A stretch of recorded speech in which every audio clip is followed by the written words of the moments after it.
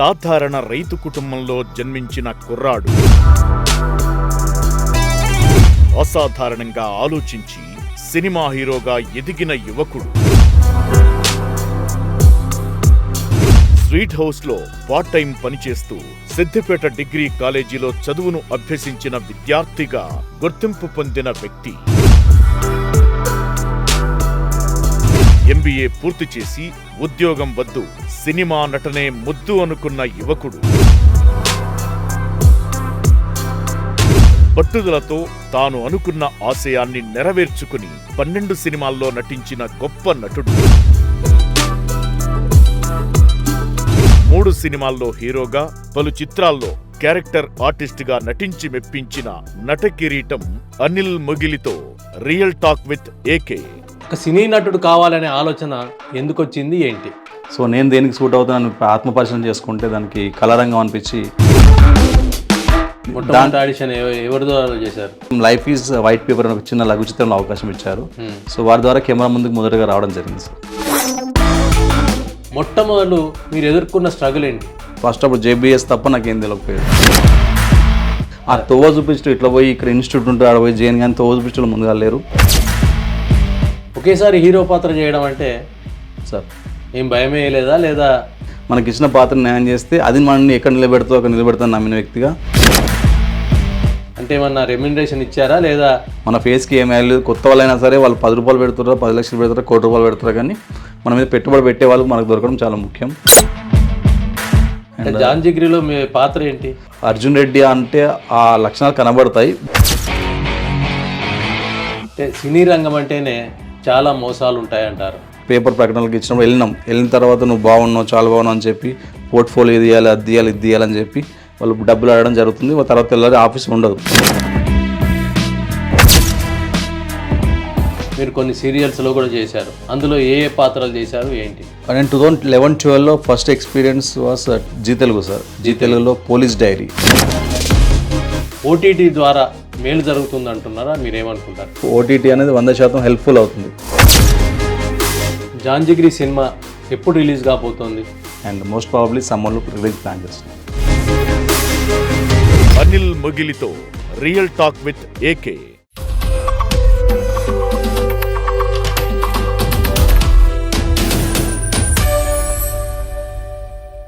Welcome real talk with AK. మనం ప్రస్తుతం సిద్దిపేట జిల్లా జగదేవ్పూర్ మండలం అలిరాజపేట గ్రామంలో ఉన్నాం. ఇది ఒక మారుమూల పల్లె గ్రామం అనొచ్చు. మనం ఊహించని రీతిలో ఎదుగుదల కోసం ప్రయత్నిస్తున్న cine hero, character artist Anil Mogili garu ఉన్నారు. వారితో వారి వివరాలు, వారి పరిచయం చేయడానికి మనం ముందుకొచ్చాం. నమస్కారం సార్. నమస్కారం సార్. మీరు సినిమాలో హీరోగా చేయాలనే ఆలోచన లేదా సినిమా నటునిగా చేయాలనే ఆలోచన ఎందుకు వచ్చింది, ఏంటి? అంటే మీ ప్రస్థానం ఏమో గ్రామీణ ప్రస్థానం, ఆర్థికంగా పెద్ద ఉన్న కుటుంబం కాదు. అట్లాంటి స్థితిలో ఒక సినీ నటుడు కావాలనే ఆలోచన ఎందుకు వచ్చింది, ఏంటి?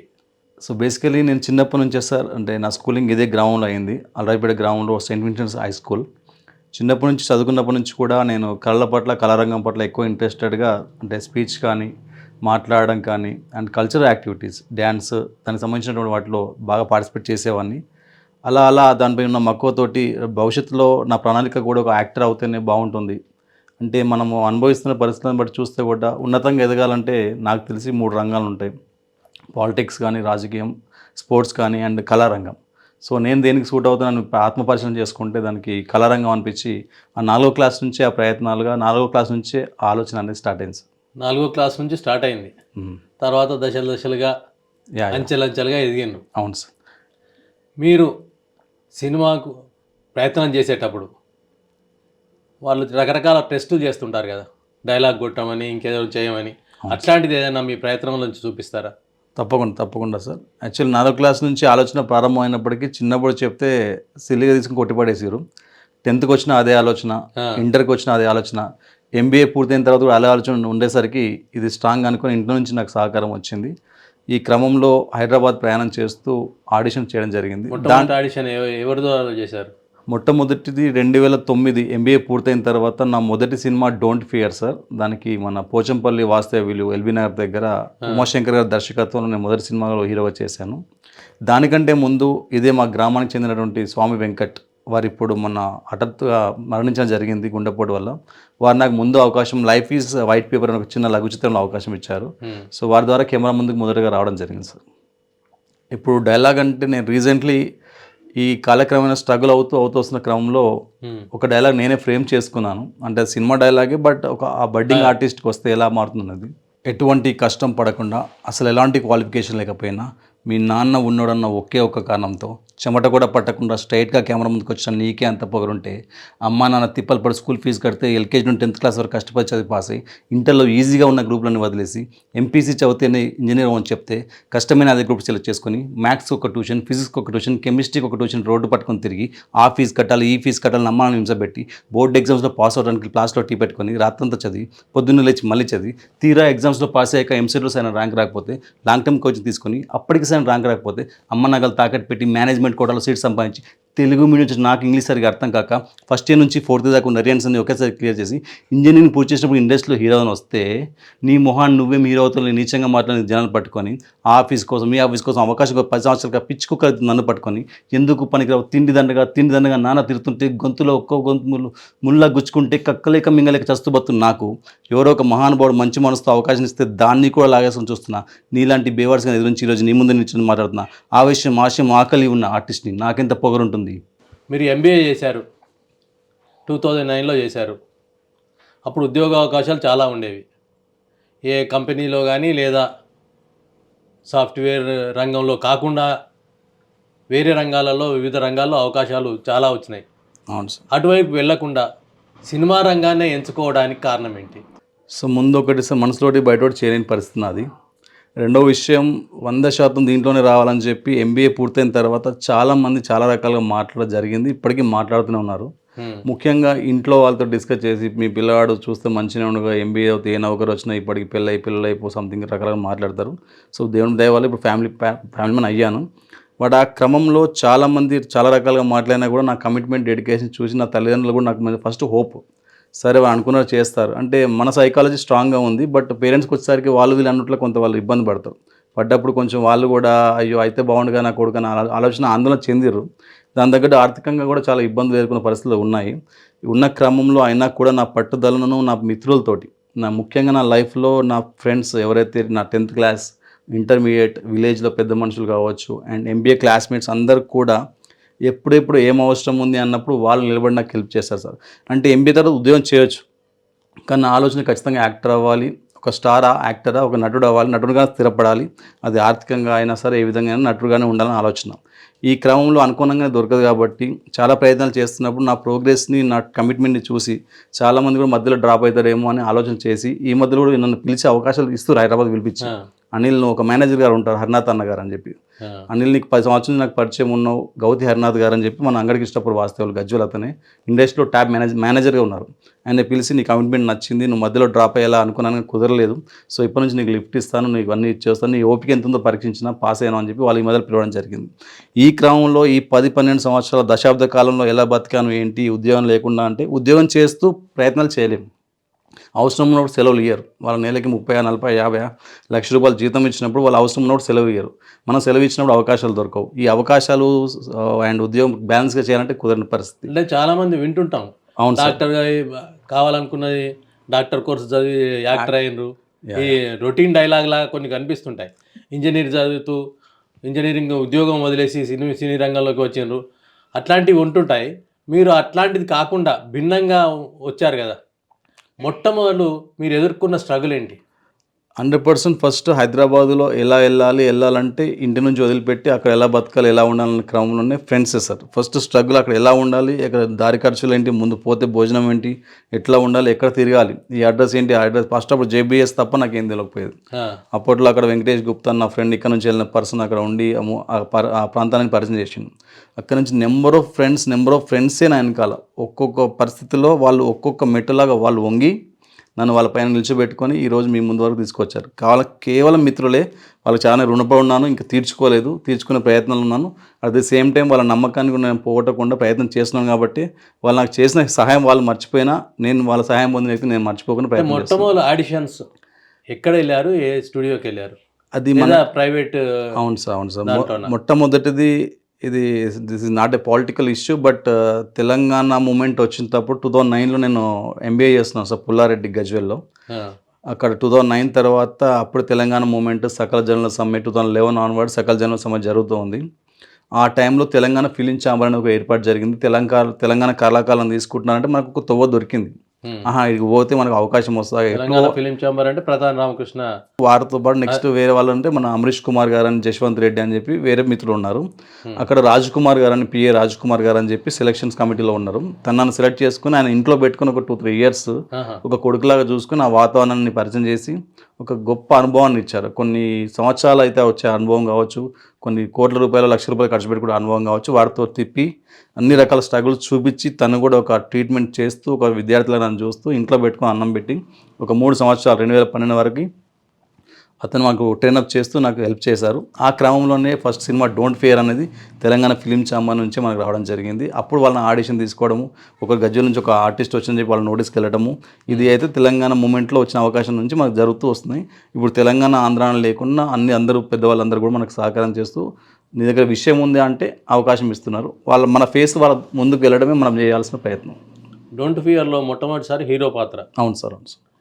ఒకేసారి హీరో పాత్ర చేయడం అంటే సార్ ఏం భయమే లేదా? లేదా అప్పటికి వివిధ రంగాల్లోంచి చూసినాం కాబట్టి, 3 ఏళ్ళు సినిమా రంగంలో తిరిగినాం కాబట్టి అట్లా ఏది అనిపించలేదు? అంటే ఫస్ట్ క్యారెక్టర్ హీరో అండ్ చిన్న క్యారెక్టర్, పెద్ద క్యారెక్టర్ అంటే ఆ పదాలకు వాల్యూ కాకుండా పాత్రకు న్యాయం చేయాలనే కాన్సెప్ట్లో ఉన్నాం కాబట్టి దాన్ని హీరో అంటారేమో అని చెప్పి వాళ్ళ తర్వాత అర్థమైంది. బట్ హీరో అనే ఫియర్ నేను తీసుకోలేదు సార్. మనకి ఇచ్చిన పాత్ర న్యాయం చేస్తే అది మనల్ని ఎక్కడ నిలబెడుతుందో అక్కడ నిలబెడతాను నమ్మిన వ్యక్తిగా చిన్నప్పటి నుంచి ఎదుర్కొంటున్న అన్ని పరిస్థితుల్లో మనం ఫైట్ చేస్తూ వచ్చినాం కాబట్టి దానికి పెద్ద ఇబ్బంది ఏం కలగనిపించింది. దాంతోపాటు కొంచెం డైరెక్టర్ ఉమాశంకర్ గారు తానే స్వీయ దర్శకత్వం, అప్పట్లో స్టార్టింగ్ రెడ్ ఎపిక్ అనే కెమెరాతో చేయడం జరిగింది. ఒక థియేటర్ కొంపల్లిలో ఒక థియేటర్ రిలీజ్ అయింది. అదృష్టం ఏంటంటే నేను చేసిన ప్రతి సినిమా బ్లాక్ బాస్టర్ హిట్ అవ్వకుండా కెమెరా ముందు నటించే, కెమెరా పరిధి ముందు ఎలా మెదగాలి, ఎలా మెదలాలనేది చాలా ట్రైనింగ్ తీసుకుంటే తెలుస్తుంది. ఆ కెమెరా పరిధి ఏంటి, ఎలా మెదలాలనేది మాత్రం మనము ఇన్ని సినిమాలతో నాకు ఇచ్చారు. అంత హెల్ప్ తోటి మనం ముందుకెళ్తున్నాం సార్. అంటే సినీ నటన ద్వారానే నటనలో మెలకువలు నేర్చుకున్నారు. అంతే సార్. ఎక్కడ ట్రైనప్ అవ్వలేదు. ఆ సందర్భం అంటే అవ్వాలన్నా కూడా మనం ఆర్థికంగా సహకరించాలి కాబట్టి ఆ తోవ చూపించడం, ఇట్లా పోయి ఇక్కడ ఇన్స్టిట్యూట్ ఉంటుంది ఆడ పోయి జైన్ కానీ తోవ చూపించడం ముందుగా లేరు. ఉన్నప్పటికీ మనకి వెళ్ళే పరిస్థితి లేకుండే. సో ఉన్న స్ట్రగుల్స్ నుంచి చిన్నప్పటి నుంచి ఫర్ ఎగ్జాంపుల్ వ్యవసాయానికి సంబంధించి కూడా బర్రెపాలు వెంట నుంచి మొదలు పెడితే, బర్రెపెండ తీసి నుంచి మొదలు పెడితే ఇవన్నీ కూడా సునాయాసంగా ఎలా వేయాలో మనకు తెలుసు. ఇప్పుడు వాళ్ళ యాక్షన్ అంటే వాళ్ళు ఎలా తీయాలి, పాలు ఎలా విండాలనేది ఎడ్యుకేషన్ అంటే 9th క్లాస్ 8th క్లాస్ ఉన్నప్పుడు వ్యవసాయ కుటుంబం నుంచి వచ్చినాం కాబట్టి అవన్నీ ఉన్నాయి కాబట్టి ఇవే ఎక్స్పీరియన్స్. కెమెరా ముందు చేస్తే యాక్షన్, లైఫ్లో ఏ వచ్చినాం కాబట్టి ఈజీ. మొదటి సినిమా ఎన్ని రోజులు షూట్ చేసారు? అది 2 months చేశారు సార్. పోచంపల్లి దగ్గర జరిగింది. 2 months చేశారు. మన ఫస్ట్ డైరెక్టర్ ఉమాశంకర్. అంటే ఏమన్నా రెమ్యునరేషన్ ఇచ్చారా లేదా? వాళ్ళు ఖర్చుల వరకు ఇచ్చారు సార్. ఖర్చుల వరకు, కాస్ట్యూమ్స్ వరకు ఇచ్చాడు. సో అప్పటి కాలంలో పోటీ యుద్ధం అంటే ఫస్ట్ సినిమాలు అంటే ఈ అబ్బాయిని ఎందుకు పెట్టుకోవాలని ఆలోచన చేస్తారు సార్. ఈ పిల్లని ఎందుకు పెట్టుకోవాలి, ఇప్పుడు స్టార్ హీరోస్ అందరు కూడా మార్కెట్ ఉందా, ఎన్ని కోట్లు వసూలు అయితే అని ఆలోచన చేస్తారు. కాబట్టి మన ఫేస్కి ఏం వాల్యూ, కొత్త వాళ్ళైనా సరే వాళ్ళు 10 రూపాయలు పెడుతారో, 10 లక్షలు పెడతారో, 1 కోటి రూపాయలు పెడతారు, కానీ మన మీద పెట్టుబడి పెట్టే వాళ్ళకి మనకు దొరకడం చాలా ముఖ్యం. ఆ నమ్మకాన్ని వమ్ము చేయకుండా మనము ఎలాంటి పోగడలు పోకుండా వాళ్ళు ఇచ్చినటువంటి పాత్రను చేసి డిమాండ్ చేయకుండా మన అవకాశాన్ని వినియోగించుకున్నాం. దాని ద్వారా ఇప్పుడు సినిమాలు జరుగుతుంది సార్. దాని తర్వాత రెండో సినిమా ఏంటి? రెండో సినిమా హీరోగా కోనాపురంలో జరిగిన కథ సార్. కోనాపూర్లో జరిగిన కథ అనేది 2014-15 సంవత్సరంలో స్టార్ట్ అయింది. అక్కడ స్టార్ట్ అయిన తర్వాత 3-4 years సినిమా పూర్తి అవ్వడానికి. అంటే కోనాపురం అనేది ఇక్కడికి ఆ పేరు ఎందుకు? డైరెక్టర్ KB కృష్ణ గారు అది కథ అన్నది కోనాపురం అనే ఊర్లో జరిగే కథనా సార్. డ్రామాటికల్గా కోనాపురం అనేది ఒరిజినల్గా విలేజెస్ ఉన్నాయి, రియలిస్టిక్ అప్రోచ్ ఉంటుంది. దానికి వరంగల్ వాస్తవ్యులు డైరెక్టర్ KB కృష్ణ గారు చేశారు దానికి. సో ఆ సినిమా పూర్తయిన తర్వాత మధ్యలో ఆగిపోయే పరిస్థితి వచ్చిన తర్వాత ఎలా మనం 5 సంవత్సరాల మీద కష్టపడ్డాం, 5 సంవత్సరాలు దాన్ని నమ్ముకొని ఉన్నాం. మళ్ళీ ఇది పక్కకు పెట్టి మళ్ళీ కొత్తగా మొదలు పెట్టాలంటే అది కాని పని. సినిమా తీయడం ఒక ఎత్తు, రిలీజ్ చేయడం ఇంకో ఎత్తు. సినిమా స్టార్ట్ చేయడం, పూర్తి చేయడం, రిలీజ్ చేయడం, పూర్తి అయ్యే దశలోనే ఆగిపోయే పరిస్థితికి వచ్చినప్పుడు ఇక్కడ మన స్థానిక ప్రొడ్యూసర్స్ మచ్చ వెంకటరెడ్డి గారని అనుష సినిమా ఫిలిం ఛాంబర్లో లైఫ్ టైం మెంబర్, ఆ. అండ్ బట్టు అంజిరెడ్డి గారు అన్నయ్య, సార్ కేసీఆర్ గారి దగ్గర నమ్మిన బంటు 15 సంవత్సరాల నుంచి విశ్వాస పాత్రలు. వాళ్ళ దగ్గరికి నా సమస్యను తీసుకొస్తే సరే అనిల్ భాయ్ అని చెప్పి ఇద్దరు కలిసి మచ్చ వెంకటరెడ్డి గారు బట్టు అంజిరెడ్డి గారు ఇద్దరు కలిసి ఆ సినిమాని పూర్తి చేసి ఆ డబ్బులు ఎంత అయిందో అంత పాత ప్రొడ్యూసర్కి న్యాయంగా ఇచ్చి వీళ్ళు సినిమా పూర్తి చేసి వాళ్ళకి వచ్చినాయి రాలేదా పక్కకు పెట్టి వీని ఆలోచనని బయట తీసుకొద్దామని చెప్పి వాళ్ళు బయటపడేస్తే ఒక సినిమా రిలీజ్ అయిందా హీరోగా నేను బయటకు వచ్చాను సార్ 2019లో. ఇప్పుడు మరో సినిమా పూర్తయింది మళ్ళీ, జాన్ జిగ్రీ అని నెక్స్ట్ సేమ్ బట్టు అంజిరెడ్డి గారు. అంటే జాన్ జిగ్రీలో మీ పాత్ర ఏంటి? అది 100% ఒక రగుల్డ్ స్టోరీ సార్. అంటే అర్జున్ రెడ్డి అంటే ఆ లక్షణాలు కనబడతాయి, బట్ ఒక నిజాయితీ ఉన్న కష్టం నుంచి వచ్చినటువంటి rugged character, honest love story and love story అనమాట. ఉన్నట్టుగా పచ్చిగా ఉన్న లవ్ స్టోరీ. ఒక నమ్మిన వ్యక్తి గురించి, అమ్మాయి గురించి అబ్బాయి ఏ విధంగా ఉన్నారు, ఇప్పుడు కాలంలో లవ్ అని చెప్పి 2 రోజులకి మార్చేసే అవకాశం ఉంది కాబట్టి హానెస్ట్గా ఉండే జాన్ జిగ్రీగా మన సినిమా ఉండబోతుంది సార్. దానికి కూడా ప్రొడ్యూస్ బట్టు అంజిరెడ్డి గారు చేశారు. కంచల సత్యనారాయణ రెడ్డి గారు వినాయక ఎంటర్టైన్మెంట్స్ పతాకంపై పెద్దంబర్పేట వాస్తవ్యులు. వీళ్ళు ముగ్గురు ఇప్పుడు మహేష్ గౌడ్ గారు, ఈ ముగ్గురు కలిసి ఈ జాన్ జిగ్రీ సినిమా ప్రొడ్యూస్ చేశారు సార్. డైరెక్టర్ సంతోష్ కుమార్ గారు, సంతోష్ యుబులేస్, ఆదిత్య ఆనంద్. ఇది చేసి ఇప్పుడు ఫస్ట్ కాపీ సిద్ధంగా ఉంది, రిలీజ్కి రెడీగా ఉంది సార్. ఇప్పుడు ఈ సినిమా జాన్ జిగ్రీ రిలీజ్ సిద్ధంగా ఉంది. అవును సార్. మధ్యలో మీరు కొన్ని పాత్రలు చేశారు. అవును సార్. నాయకులు. అవును. ఇంకా కొన్ని సినిమాల్లో చేశారు. సాహసం, ఉగ్రం ఇట్లాంటి పాత్రలు చేశారు. ఇవి చిన్న చిన్న పాత్రలు. అవును సార్. చిన్న పాత్రలు చేయడం ద్వారా మళ్ళీ పెద్ద పాత్ర వస్తుందా రాదా అనేది కొందరికి డౌట్ ఉంటుంది. సో ఒకటి సార్, మనం వచ్చిన అవకాశాన్ని వినియోగించుకోవాలనుకున్నారు. వచ్చిన అవకాశం వినియోగించుకోవడం వల్ల ఆ పాత్రలో ఉన్న లోతు మనకు అర్థమవుతుంది. దాంతోపాటు మనకంటే పెద్ద హీరోలు అంటే మనకంటే అనుభవంలో పండి ఉంటారు కాబట్టి వాళ్ళతో పనిచేసినప్పుడు కొన్ని నేర్చుకునే ఆలోచనలు ఉంటాయి కాబట్టి డైరెక్ట్గా వాళ్ళ దగ్గరికి వెళ్ళి మన అప్రోచ్ ఉండదు కాబట్టి ఆ పాత్రలు చేస్తున్నప్పుడు వాళ్ళతో పాటు మనం కలిసి చేస్తున్నప్పుడు అక్కడ నుంచి నేర్చుకునే అవకాశాలు ఉంటాయి కాబట్టి ఆ కోణంలో ఏ పాత్రనైనా సరే న్యాయం చేయొచ్చు, నేర్చుకునే అభిప్రాయంతో మాత్రమే ముందుకెళ్ళడం జరిగింది. అంటే 3 ప్రధాన సినిమాలు ముఖ్య తారాలతో చేసిండ్రు. నాయకి, ఉగ్రం, సాహసం. ఎవరి హీరోయిజం లేదా ఎవరి పాత్ర, ఎవరి నాయకత్వం అట్లాంటివి ఉంటాయి, రకరకాలుగా ఉంటాయి కదా. అవును సార్. వారు చిన్న నటులతో కూడా మెలకువలు నేర్పడానికి అవును సార్ చేసే ఏమన్నా అంటే ఏ యాక్టర్ ద్వారా మీకు ఎక్కువ సాన్నిహిత్యం ఏర్పడదు? 100% సాహసం. అప్పుడు గోపిచంద్ గారు. అవును. నా మొదటి సినిమా అది ఆల్మోస్ట్ లడాఖ్లో షూట్ జరిగింది. అవును. అప్పుడు వారికి నేను మాస్క్ వేసి కిడ్నాప్ చేసే సన్నివేశం, డైలాగ్స్ లేవు, అనుభవం పెద్దది. సో దాంట్లో వేస్తున్నప్పుడు మనకి కంగారు పడుతున్నప్పుడు ఏమైందంటే లేదమ్మా ఫ్రీగా చేయి, ఇబ్బంది లేదు, ఎలా రఫ్ అంటే రఫ్గానే బిహేవ్ చేయాలి, మీరు ఫీల్ అవ్వద్దని చెప్పి వాళ్ళు ఎలా అయితే బాగుంటుందో వాళ్ళ ఫ్రీడమ్ ఇవ్వడం వల్ల సాహసం గోపిచంద్ గారితో. ఆ తర్వాత నాయకి త్రిష గారు కూడా నన్ను హెడ్ పట్టుకొని కత్తితో కోసే సీన్ ఉంటుంది. దాంట్లో ఓకే కదా బాబు, ఇబ్బంది ఏం కలగలేని అడిగేసాను. ఇది వీళ్ళందరికీ కూడా ప్రొఫెషనల్గా వాళ్ళు ఎంత రిజర్వ్డ్గా ఉన్నప్పటికీ కూడా సాటి ఆర్టిస్ట్కి ప్రతి ఒక్కరు చాలా వాల్యూ ఇస్తారు సార్. వాళ్ళు చాలా బాగున్నారా లేదా, వాళ్ళ నుంచి నేర్చుకొని వాళ్ళు ఏమైనా హట్ అయ్యారంటే ఫిజికల్గా హట్ అయ్యారని అడుగుతారు. అల్లు నరేష్ గారు కూడా చాలా ఫ్రెండ్లీగా ఉన్నారు. దీంట్లో మనకి అవకాశం మన తూమ్ వెంకట్ గారు రైటర్ గారి ద్వారా, విజయ్ కనకమల్ల డైరెక్టర్ గారి ద్వారా వచ్చింది సార్. మన కొండపోచమ్మ రిజర్వేర్ దగ్గర వాళ్ళు సాంగ్ కూడా చేశారు మన దగ్గరే. సో ఈ విధంగా ప్రతి యాక్టర్ కూడా వాళ్ళకి సంబంధించిన పరిధిలో ప్రతి ఒక్కరికి హెల్ప్ సపోర్ట్ చేస్తూనే ఉంటారు. మనం మన దగ్గర నేర్చుకునే చాలా ఉంటే మనం అబ్జర్వ్ చేస్తూనే ఉంటాం సార్. అంటే సినీ రంగం అంటేనే చాలా మోసాలు ఉంటాయంటారు. మోసపోయిన వాళ్ళు ఎక్కువ మంది ఉన్నారు. అవును. ఫిలిం నగర్ చూస్తే చాలామంది ఆఖరికి వర్కర్స్గా స్థిరపడ్డ పరిస్థితికి వచ్చింది. అవును సార్. అట్లాంటి అనుభవాలు మీకు ఎప్పుడైనా ఎదురైనాయా? అంటే స్టార్టింగ్లో ఎట్లా వెళ్ళాలి, బస్సు ఎక్కి పోయినప్పుడు పేపర్ ప్రకటనలు చూస్తాం. ఇప్పుడు టీవీలో ప్రకటన వస్తే కూడా ఇంటికి నుంచి ఫోన్ చేసి ఇట్లా టీవీలో యాడ్ ఇస్తారు, అంటే కొడుకు ట్రై చేస్తుంది అని చెప్పి జనరల్గా నా నెంబర్ ఇవ్వడం జరుగుతుంటుంది.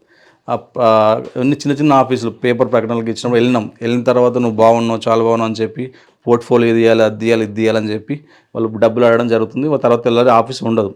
ఇలాంటి నోటీస్ ఉంది. నాకు తెలిసిన కొంచెం మెచ్యూరిటీ లెవెల్స్లో ఉన్న వ్యక్తి కాబట్టి నేను ఆల్రెడీ నా డిగ్రీ అయిన తర్వాత 1 year టీచింగ్ కూడా చేశాను సార్. నేను చదువుకున్న స్కూల్లోనే high school section 6th, 7th, 8th, 9th, 10th biological science teaching చెప్పాను. 2009లో MBA స్టార్ట్ అయింది, 11లో కంప్లీట్ అయిపోయింది. ఆ తర్వాత ఇండస్ట్రీకి వచ్చాను. ఈ అన్ని అనుభవాలు ఉన్న మెచ్యూరిటీ కొంచెం ఉన్న కారణంగా వాళ్ళు మంచి చేయడం నేను గ్రహించగలిగాను. వాళ్ళ మోసంలోకి వెళ్ళాను. ఎందుకంటే మనము డబ్బులు ఇస్తే సినిమాలు ఎప్పుడు పూర్తి కావు, జరగవు.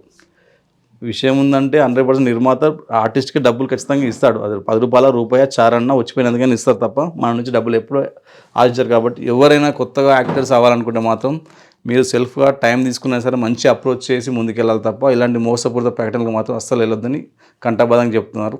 దాంట్లో కొందరు డైరెక్టర్లు ఉన్నారు సార్, ఒక మంచి ప్రొడ్యూసర్స్ గజ్వెల్ నుంచే కావచ్చు, సిద్దిపేట నుంచే కావచ్చు, ప్రొడ్యూసర్స్ వచ్చినప్పుడు ఆ అవకాశాన్ని సినిమా కోసం కాకుండా వాళ్ళ వ్యక్తిగత లైఫ్లో పైకి రావద్దని చెప్పి దాన్ని వాడుకొని ఆ ప్రొడ్యూసర్ నాశనం చేసిన వాళ్ళు ఉన్నారు. దానివల్ల ఒక వ్యవస్థ పాడైపోతుంది. నువ్వు అవస్థలలో ఉంటే అడుక్కొని తిను, లేదంటే బతిలాడు తప్ప అవసరం చెప్పని సినిమాను వాడి కొత్తగా వచ్చే మాలాంటి యాక్టర్స్కి, కొత్తగా వచ్చే డైరెక్టర్స్కి నిర్మాతలు డబ్బు పెట్టితేనే నాకు ఎంత పరిగెత్తాలనుకున్నా, డైరెక్టర్ ఎంత బాగా వేయాలనుకున్నా, నేను ఎంత బాగున్నా బాగాలేకున్నా నిర్మాత వాడు వస్తేనే మనం ముందుకెళ్తాం, మన టాలెంట్ కనబడుతుంది. అలాంటి నిర్మాత వ్యవస్థనే కొందరు వాళ్ళ అవసరాల కోసము వాళ్ళకి ఏదో చూపించి మోసం చేసి వాళ్ళ మనసు పాడే సందర్భాలు నేను చూశాను. అలాంటి జరగద్దని కూడా నాకు ఉంది సార్. కోనాపురంలో జరిగిన కథ సార్ సినిమాలో మీరు హీరోగా నటించారు. హీరో పాత్ర అదొక రకమైన అది కూడా లవ్ స్టోరీ లాంటిదే. అవును సార్. అందులో మీ పాత్ర గురించి, మీ పాత్రలో లీనమైన సందర్భం ఏదైనా ఉందా? ఉంది సార్. అంటే నటనతో సహా చూపించగలరా? యా అంటే హీరోయిన్కి మనము నమ్మకాన్ని ఇచ్చే సబ్జెక్ట్లో ఒక ప్రామిసింగ్ క్యారెక్టర్ అనమాట. టెంపుల్ దగ్గర ఉంటుంది సార్.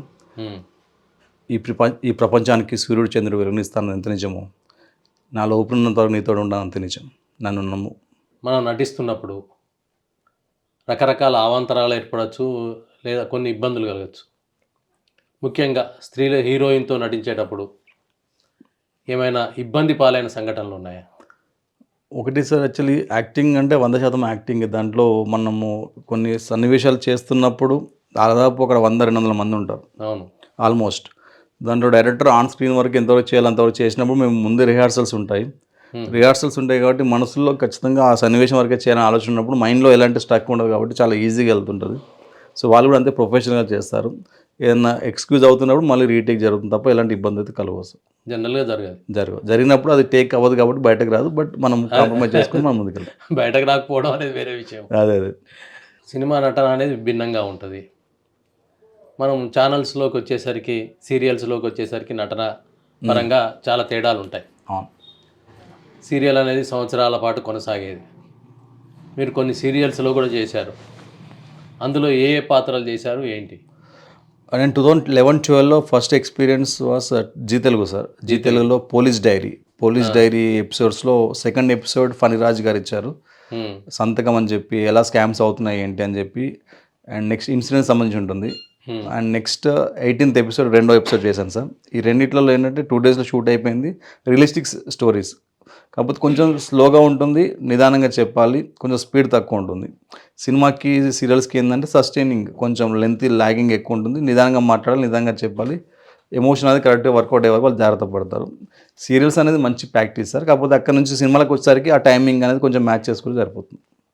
అంటే సీరియళ్ళలో నటించేటప్పుడు ఆదాయం తక్కువ, కృషి ఎక్కువ, కష్టం ఎక్కువ అంటారు చాలామంది నటిస్తున్న వాళ్ళు కూడా, లేదా నిర్మాతలు కానీ ఇంకెవరైనా కానీ. అట్లాంటి సందర్భంలో సీరియల్స్లో నటించేటప్పుడు సినిమా పాత్ర వస్తే కొంత సమస్య ఏర్పడుతుంది అనేది కూడా కొన్ని సందర్భాల్లో విన్నాం. అట్లాంటివి ఏమైనా అనుభవం ఉన్నాయా? అంటే ఏ సీరియల్లో ఏ ప్రాజెక్ట్ అయినా అగ్రిమెంట్ ఉంటుంది సార్. ఆ అగ్రిమెంట్ ప్రకారం అకార్డింగ్ టు అగ్రిమెంట్ ఖచ్చితంగా ఎవరైనా ఆర్టిస్ట్ ఫాలోఅప్ చేయాల్సిందే. లేదు ఇంకా మంచి అవకాశం వచ్చిందంటే ఆ సీరియల్ ప్రొడక్షన్ హౌస్ తోటి మనకు ఉన్న రిలేషన్ బట్టి వాళ్ళు ఏమైనా మనకు వెసులుబాటు కల్పిస్తే సార్ అది కూడా చూసుకొని రా అనేంత అవకాశం వాళ్ళు ఇచ్చినట్లయితే ఇబ్బంది లేదు. లేదంటే వీళ్ళకి ప్రాజెక్ట్ ఎంత పెద్దదో వాళ్ళ ప్రాజెక్ట్ అంత ఇబ్బంది కాబట్టి ఎవరు కరెక్ట్ ఉంటుంది కాబట్టి అది పూర్తి అయ్యేదాకా బయటకు వెళ్ళే ప్రసక్తి అయితే ఉండదు సార్. ఖచ్చితంగా ఇబ్బంది అవుద్ది. ఇక్కడ పూర్తయినాక అక్కడ వెళ్ళాలి. లేదంటే ముందు తెలిసినప్పుడు ఇక్కడ అగ్రిమెంట్ చేసేటప్పుడు ఆలోచన చేసుకోవాలి. వస్తూ ఉంటాయి ఒకటి చేసినప్పుడు పెద్ద సినిమాలో చాలా పెద్ద యాక్టర్స్ కూడా అవకాశాలు ఒకటి చాలా ఉంటాయి. ఒకేసారి అన్ని దగ్గర కాలు పెట్టలేం కాబట్టి చూసుకోవాల్సి ఉంటుంది. అంటే సినిమా నటులు చాలామంది మళ్ళీ వచ్చి స్వగ్రామంలో ఉండడం అనేది అరుదైన సంఘటన. అవును. మీరేమో సినిమాల్లో నటిస్తున్నారు, సీరియళ్ళలో నటిస్తున్నారు, మళ్ళీ వచ్చి మీ గ్రామంలో ఉంటున్నారు. అవును. అట్లాంటప్పుడు రకరకాల ఫీలింగ్స్లో ఉంటాం మనం. అవును. ఒక సినీ హీరో కానీ సినీ నటుడు కానీ ఉండే ఫీలింగు అది ఓ రకంగా ఉంటుంది. మనం గ్రామీణ ప్రాంతానికి రియల్ లైఫ్లోకి వచ్చేసరికి చాలా తేడా ఉంటుంది. అట్లాంటి అనుభవం ఏదైనా?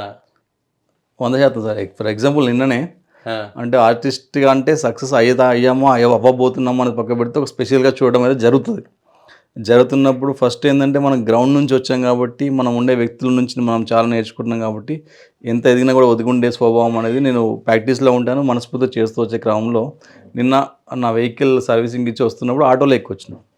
ఆ అనుభూతి చాలా కొత్తగా అనిపించింది. అంటే నేను ఇంతకుముందు ఎక్కలేదని కాదు, ఎక్కనని కాదు, ఎక్కుతున్నాను, మళ్ళీ ఒకసారి లైఫ్లో ఇంకో అనుభవం వచ్చింది, ఒక కొత్తగా నాకే ఫీల్ అయ్యి సంతోషపడ్డాను. మళ్ళీ ఆటో ఎక్కడానికి కూడా సిద్ధంగా ఉన్నామంటే ఇలాగే ఉండాలి, ఆ కొంచెం మనసులో కూడా ఎలాంటి ఫీలింగ్ కలగకుండా నన్ను నేను ఆపరేషన్ చేసుకోవడానికి సిద్ధంగా ఉండాలి అన్నప్పుడు ఆ విధంగా ప్రాక్టీస్ కోసం విలేజ్లో ఉండడానికి ముఖ్య కారణం పేరెంట్స్ ఫ్యామిలీ ఉన్నప్పుడు వాళ్ళని కూడా లైఫ్ ఎప్పుడో ఏందో తెలియనప్పుడు ది బెస్ట్ మూమెంట్స్ మ్యాక్సిమం వాళ్ళతో ఉండాలని ఆలోచన ఒకటి. సాధ్యమైన తోదులో హైదరాబాద్ షిఫ్ట్ అయ్యే అవకాశం ఉంటే అక్కడ వెళ్ళడానికి. అన్నిటికంటే ముఖ్యంగా ఏంటంటే హైదరాబాద్ మనకు 1 అవర్ ఆప్షన్, 1 అవర్ జర్నీ కాబట్టి పెద్దగా తేడా ఏం లేదు కాబట్టి మార్నింగ్ 7 లేసి 8 o'clock అనుకున్న ప్లేస్లో ఉంటాం కాబట్టి యాక్సెస్ దగ్గర ఉంది కాబట్టి ఇక్కడ ఉండడానికి ఎక్కువ ఆలోచనిస్తాను. చెప్పుకోదగ్గ ఆదాయం ఏం లేదు. అవునవును. అట్లాంటప్పుడు కుటుంబ పరంగా భార్య పరంగా కానీ ఏమైనా ఇబ్బందులు ఎదురవుతాయి? ఫస్ట్ ఆదాయం లేకున్నా కూడా ఉన్న దాంట్లో చదువుకునే వ్యక్తిత్వాలు వాళ్ళకు ఉన్నాయి సార్. అది సంతోషం. అది మేజర్ క్యారెక్టర్. వాళ్ళకి understanding family, understanding wife, understanding mother. దాంతోపాటు మా చెల్లెలు ఎవరైతే అర్చన జయదేవ్పూర్ వాస్తవులు ఇట్టిరెడ్డి, అర్చనగా చెల్లైన చిన్నదైనా నాకు తల్లిలాగా నాకు ఉన్న అవసరం సందర్భాన్ని బట్టి తను కూడా సహాయం చాలా చేస్తూ ఇన్ని రోజులు నా బండిలో పెట్రోల్ లాగా నా బ్లడ్లో నా బాడీకి రక్తంలాగా పనిచేస్తూ నాకు హెల్ప్ చేస్తూ వస్తున్నారు. సో మంచి చెడు మేనేజ్ చేసుకుంటూ హై ఎండ్ కాకుండా లో కాకుండా ఉన్న దాంట్లో ఒక అచీవ్మెంట్ అయ్యేంత వరకు చాలా ఓపికగా అందరూ కూడా ఎదురు చూస్తూ వాళ్ళ యొక్క సహకారం నాకు అందించడం వల్ల సాధ్యమవుతుంది. నటుడు అంటే నవరసాలు పోషించగలగాలి. అవును సార్. అట్లా ఏదైనా సందర్భం వచ్చిందా, లేదా నవరసాలు పోషించి చూపించగలుగుతారు? ముందు నవరసాలు అంటే శృంగారము, హాస్యము, కరుణము, రౌద్రము, వీరము, భయానకము, బీభత్సము, అద్భుతము, శాంతము. ఇవి శృంగార, హాస్య, కర్ణ, రౌద్ర, వీర, భయాన, బీభత్స, శాంత నవరసం. సో ఒక డైలాగ్ తీసుకుని దాన్ని 9 ఎమోషన్స్ ఎలా చేస్తారని మీరు అడుగుతుంది. I will try my best sir. ఎన్నిసార్లు చెప్పినా నీ పద్ధతి మార్చుకోవట్లేవు అనేది ఒక లైన్ అనుకుందాం సార్. దాన్ని ఫస్ట్ శృంగారం కాబట్టి శృంగారం పాయింట్ ఆఫ్ వ్యూ. ఎన్నిసార్లు చెప్పినా నీ పద్ధతి అస్సలు మార్చుకోవట్లేవు, మార్చుకో ప్లీజ్. హాస్యం, ఎన్నిసార్లు చెప్పినా నీ పద్ధతి అసలు మార్చుకోవట్లేవేంట్రా. కర్ణం, ఎన్నిసార్లు చెప్పినా నీ పద్ధతి మార్చుకోవట్లేవురా. రౌద్రం, ఎన్నిసార్లు చెప్పినా నీ పద్ధతి మార్చుకుంటావేంట్రా. నెక్స్ట్ వీరం సార్, ఎన్నిసార్లు చెప్పినా నీ పద్ధతి మార్చుకుంటావేంట్రా. భయానకం, ఎన్నిసార్లు చెప్పినా నీ పద్ధతి మార్చుకుంటావేంట్రా. బీభత్సం సార్, ఎన్నిసార్లు చెప్పినా నీ పద్ధతి మార్చుకుంటావేంట్రా. అద్భుతం సార్, ఎన్నిసార్లు చెప్పినా నీ పద్ధతి మార్చుకుంటావేంట్రా.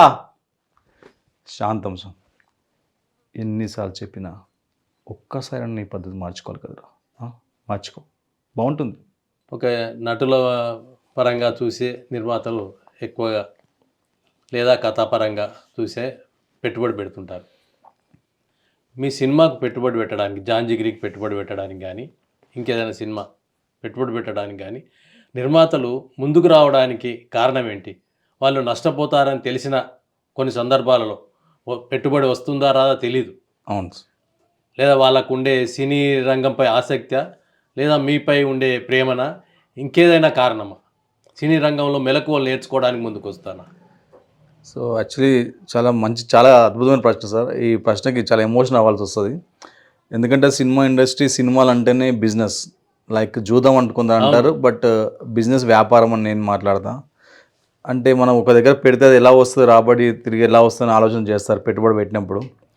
ఈ సినిమా ఇండస్ట్రీలో మాత్రము కొత్త వాళ్ళకి అవకాశాలు రావాలి అంటే వాళ్ళకి మార్కెట్ ఉండాలి. మార్కెట్ రావాలంటే ఎవరైనా అవకాశం ఇస్తేనే వాళ్ళు పాత వాళ్ళు అయితే మార్కెట్ వస్తుంది.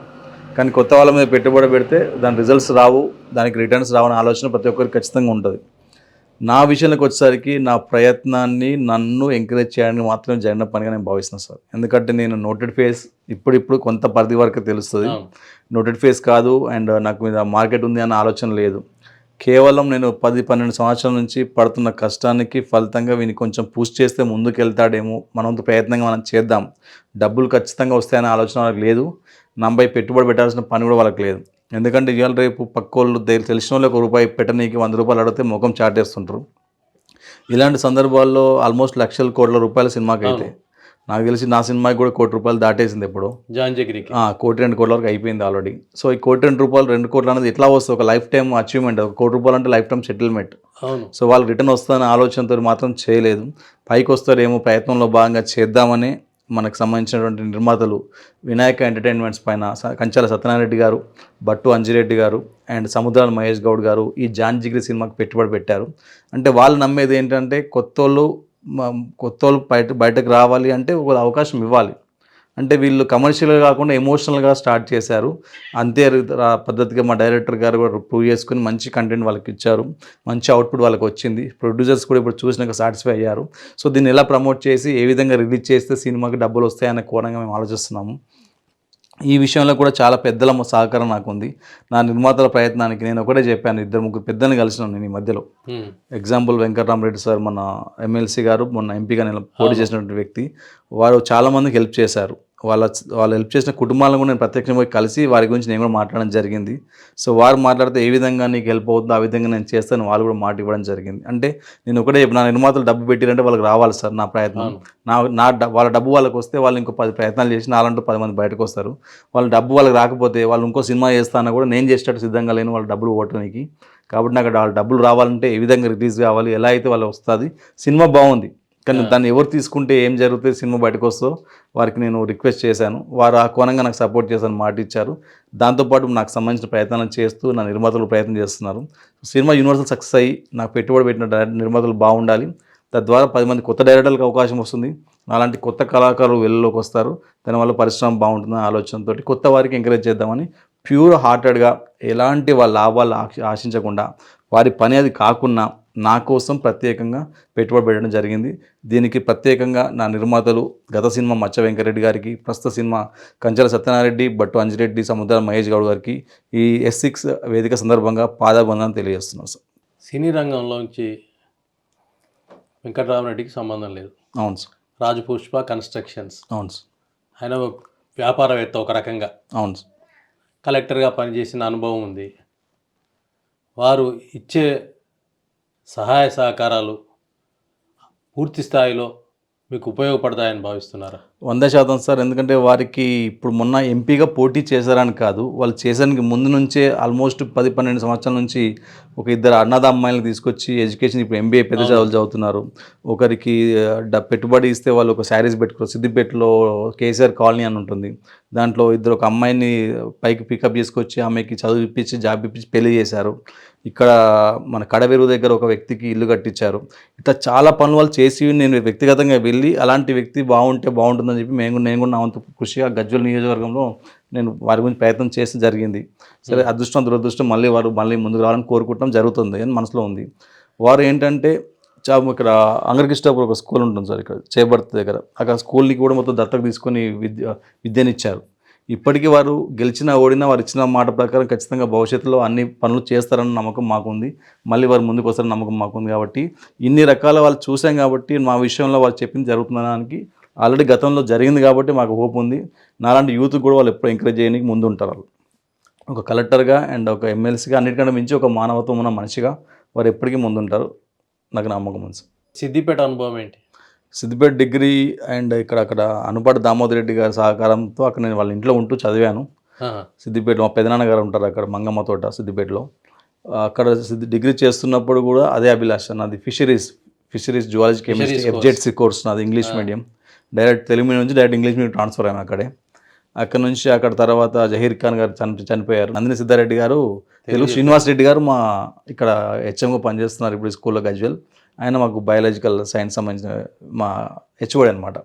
ఆ టైంలోనే డిగ్రీలో ఉన్నప్పుడు కూడా ఇదే సినిమా ఆలోచనలతో ఉండాం కాబట్టి ఎలా అయినా సినిమాలు చేయాలని చెప్పి అక్కడ మీకు నోటీస్ ఉండొచ్చు, విక్టరీ థియేటర్ పక్కపంటి బాలాజీ స్వీట్ హౌస్ అని రామ్కుమార్ సైట్ ఉండే, అక్కడ పార్ట్ టైం జాబ్ అడిగినప్పుడు వాళ్ళు ఇచ్చారు.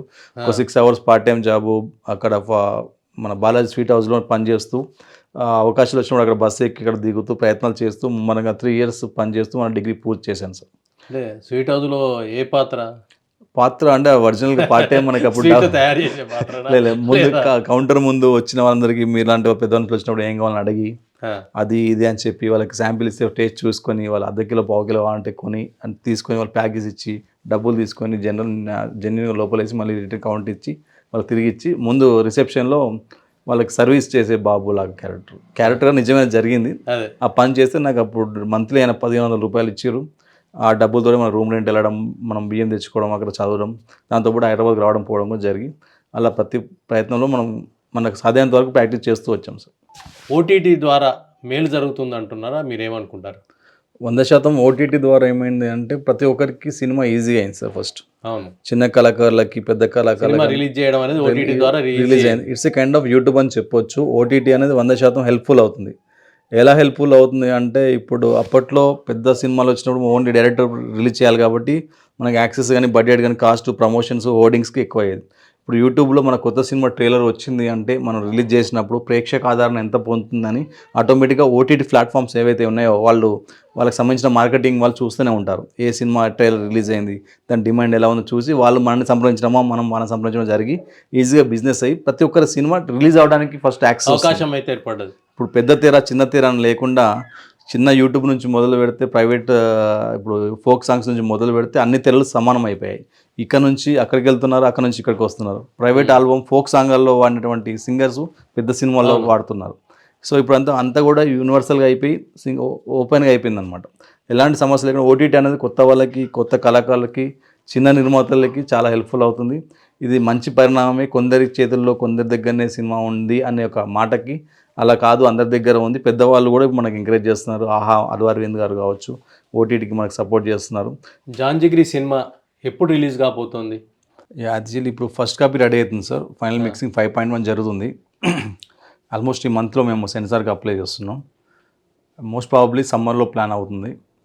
దాంతోపాటు ఈ సినిమా ఇప్పుడు సమ్మర్లో ప్లాన్ చేస్తున్నాం. దాంతోపాటు ఒక వెబ్ సిరీస్ షూట్కి వెళ్తుంది, మెయిన్ లీడ్గా చేస్తున్నాను. అది కూడా మార్చిలో షూటింగ్ స్టార్ట్ అయిపోతుంది.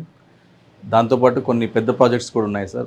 భవిష్యత్ ప్రణాళిక భాగంగా పెద్ద సినిమాలకు సంబంధించి కూడా దాంట్లో క్యారెక్టర్స్ ఇప్పుడు బలగం వేణు గారు దాంట్లో ప్రయత్నం జరుగుతుంది, ప్రయత్నాల దశలో ఉన్నాయి. ఇప్పుడు కన్ఫర్మ్డ్గా ఇప్పుడు ఈ సినిమా జాన్ జిగ్రీ అనేది ఖచ్చితంగా అందరిని ఎంటర్టైన్ చేస్తుంది. Youthful, action, romantic entertainer. And ఈ సభ వేదిక సందర్భంగా మళ్ళొక్కసారి నా నిర్మాత అందరికీ కూడా పాదాభివందనాలు తెలియజేస్తున్నాను. ఎందుకంటే మీరు అవకాశం ఇస్తేనే నేను ఈరోజు కెమెరా ముందు నిల్చున్నాను, పెద్దవాళ్ళు నా ఇంటర్వ్యూ తీసుకునే స్థాయికి రాగలిగాను. సో మీరు భవిష్యత్తులో 100% సినిమా సక్సెస్ అవుతుందని మీ బ్లెస్సింగ్స్తో పాటు S6 ప్రేక్షకుల బ్లెస్సింగ్స్ అండ్ మీ బ్లెస్సింగ్స్ కూడా నాకు ఉండాలి సార్. అండ్ మోస్ట్ ప్రాబబ్లీ సమ్మర్లో రిలీజ్ ప్లాన్ చేస్తున్నాం. ఇదండి అనిల్ మొయిలీ గారి జీవితం, వారి సినిమా లైఫ్, సినిమాలో ఎదుర్కొన్న ఆటుపోట్లు, కష్టాలు, నష్టాలు, లాభాలు అన్నీ. వారి గ్రామీణ జీవితం నుంచి వచ్చిన ఒక యువకుడు సినీ రంగంలో ఎలా ఎదుగుతున్నాడు, ఎలా అంచెలంచెలుగా ఎదగడానికి ఎలా ప్రయత్నాలు జరుగుతున్నాయి అనేది మీకు చూపించాం. నమస్కారం. త్వరలో మీ ముందుకు మరో ప్రముఖునితో రానున్నాం. ధన్యవాదాలు. Thank you sir. Rai, police వాడికి ట్రాన్స్ఫర్ అయితే వెళ్ళేది పోలీస్ స్టేషన్కి, పోస్ట్ ఆఫీస్ కాదు. ట్రాన్స్ఫర్ లెటర్ టైప్ అయ్యేలోపు మీ అబ్బాయి కొడుకుని లేపాడు దొప్తా.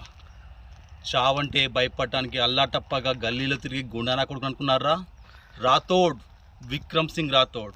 భయం నాకు కాదురా ఆ చావుకి. ఒంటరిగా నన్ను రమ్మనే దమ్ము లేక 6 నెలల నుంచి పిచ్చి కుక్కల నా వెనకే పడుతుంది. నన్ను తీసుకెళ్లాలంటే నాతో పాటు వచ్చే ఇంకో 10 మంది తోడు దానికి కావాలి.